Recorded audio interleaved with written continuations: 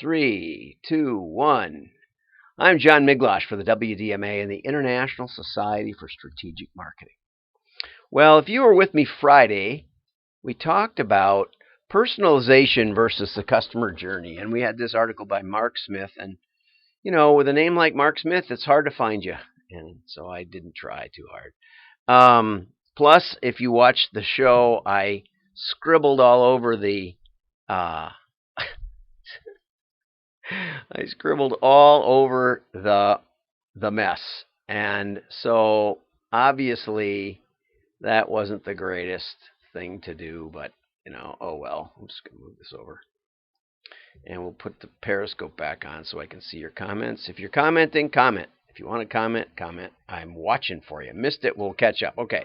So Keith missed it, and probably most of you missed it. But anyway, what this guy starts out with, this Mark Smith is the president of a, guess what? Customer journey tool. No self-interest here, but he starts out, it's no secret that winning customer experience is now the biggest brand differentiator. Oh yeah? Tell that to Dollar General, Dollar Tree. Have you ever been in one of those? Kind of a dump, kind of a mess. I like going in there. It's like a treasure hunt. It's like a mini Oriental Trading. I went to Oriental Trading when I was like 13 years old or something in San Francisco. And it was great. I think, no, maybe it was Pier 1 Imports. Anyway, it was this warehouse thing, and it was just a scattered mess. And low prices. You could get decor items for cheap.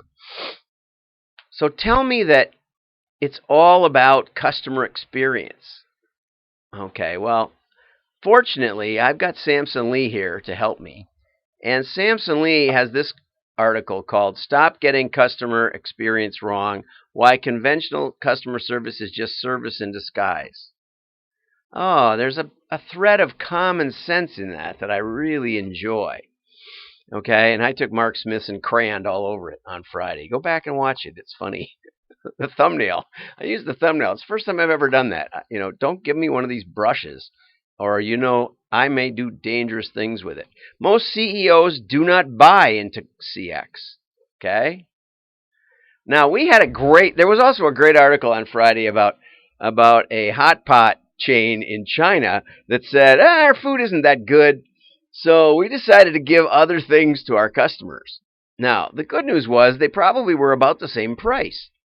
Because the implication was we quit doing advertising and marketing, and we put in massage chairs and nail polish stations and car wash and shoe shine and those things. So while you wait in line, because they're very popular, you can get your nails done or your shoes shined or something else, And if you can keep the prices the same, then yeah, that's a great deal.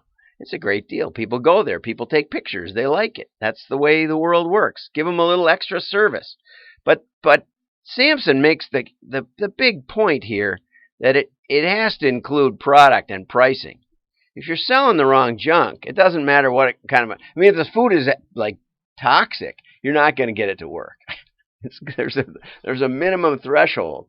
But a lot of times, the product and pricing are the more important. If I don't want another guitar, it doesn't matter what kind of service you give at your guitar store. I'm not going, right? I got too many guitars as it is. Ask my wife.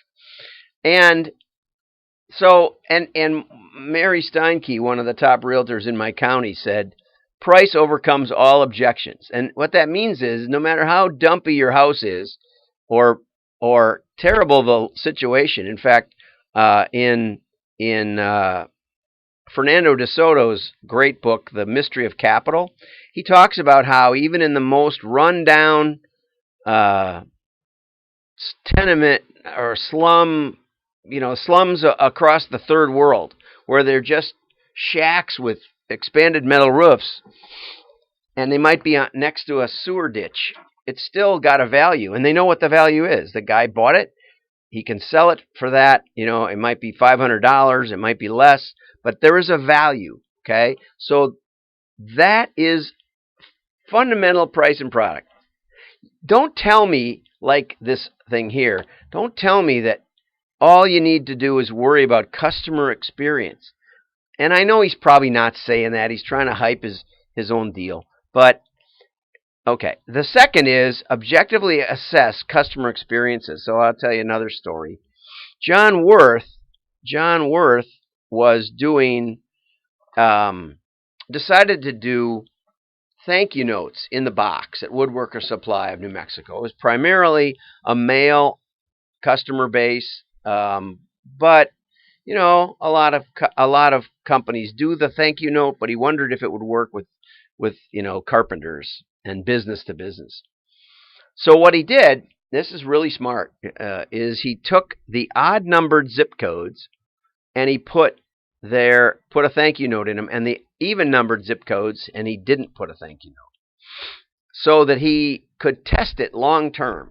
And I think he ran it for 3 months, maybe 2-3 months, and until he had enough samples where he could then look and see if there was any difference between the odd and the even numbered zip codes. And he found there was like a 10%, 7% increase where he put the thank you note in.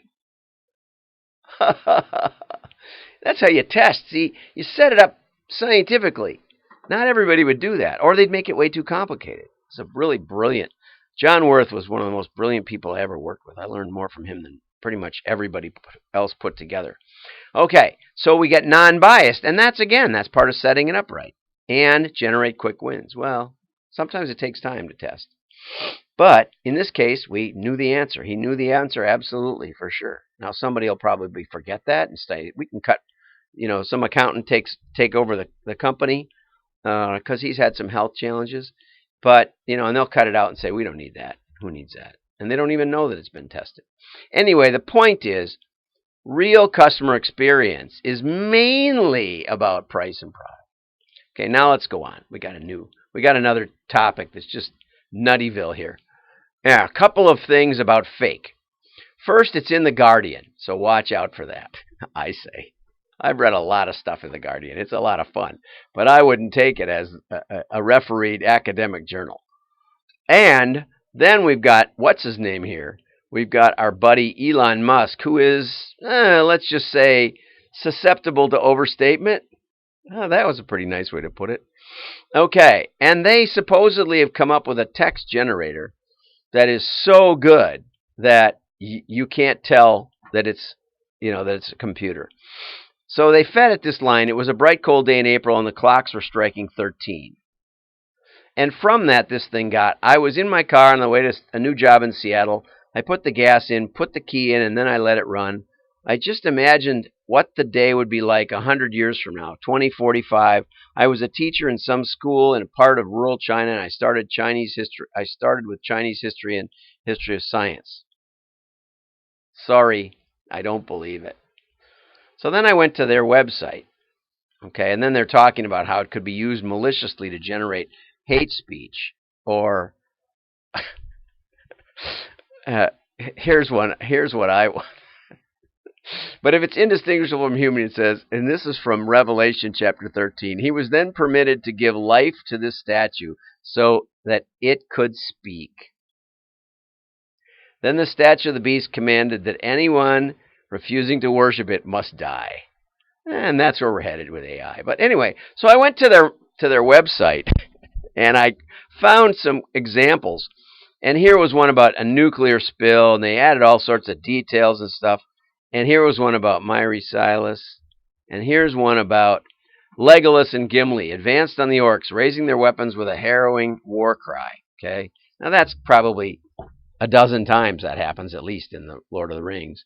But then he comes up with this huge, long narrative, and I just don't believe it. I believe that part of the database was the Lord of the Rings. And so it rearranged and plagiarized it a bit. Here's a homework assignment, just terrible. 5 tries. I thought that was funny. So some human is looking it over. So I can tell you where they're going with this. And I think it might work very well. You want to write a paper, like on the Civil War, and you read it through, and, this kind of sentence is just garbage, right? This is just, this whole thing would be, if I were a high school teacher, I would say, this is just garbage right here. something to do with economics or religion. And then he goes, it just wanders around. So, but it sounds like a high school kid. I mean, so then you highlight one of the sentences and you let the thing take another try at it, right? But that's not what most people think. Started with a, never mind. If we could put Claude Hopkins in there, we might have a good deal. They say it can write product reviews, which I have no doubt because those are such garbage. Anyway, as I read it, it looks like a great way to plagiarize. And it reminds me of back in the 80s when someone raised millions of dollars by building a Bible search engine and showed how in seconds he could search the whole Bible. Now you can do that on your smartwatch. Anyway, I'm John Miglosh. Watch out for AI. Give your customers a good deal. They'll keep